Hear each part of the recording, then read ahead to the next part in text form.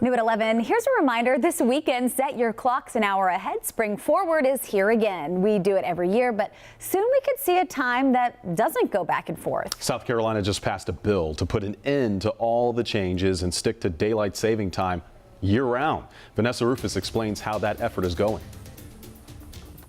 Get ready because this Sunday, the pendulum swings again. We are moving those clocks forward 1 hour. That means, of course, we lose that hour of sleep, but we gain more daylight. It's a time-honored tradition in the U.S. Spring forward, fall back, passing the 1 hour buck back and forth.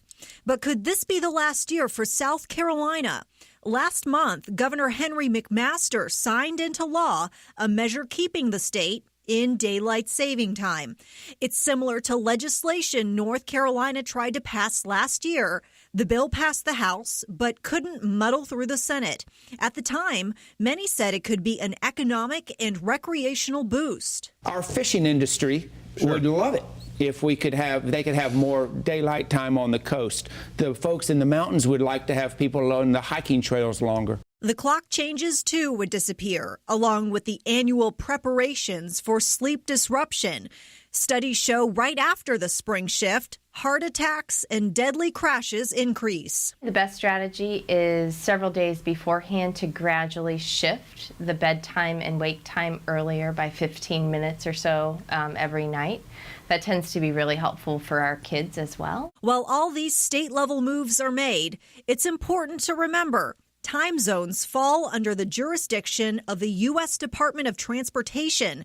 Any real change would come from the federal level, and that literally takes an act of Congress. So last year, 2 Florida congressmen introduced the Sunshine Protection Act. It would make daylight saving time year-round across the nation. One version was in the House, the other in the Senate. Both of them went to committees and made no movement afterwards. So for now, prepare to spring forward. Vanessa Rufus, WCNC Charlotte. So, Brad, you've talked about this a lot. How would this affect us in the Carolinas?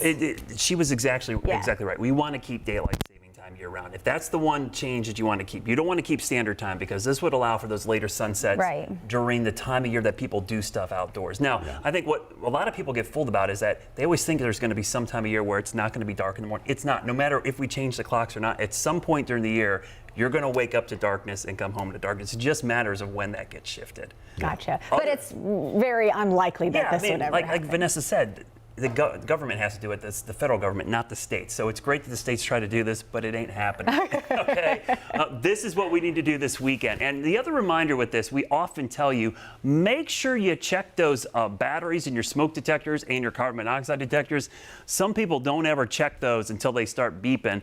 Go ahead and change those. It's always a good time to do it this time of year. And if you're not like really super, efficient like I am and changing your filters in your HVAC, I do it like every 2 months. This is also a good time to do that during the pollen season. I sometimes do that every month to try to keep them nice and clean.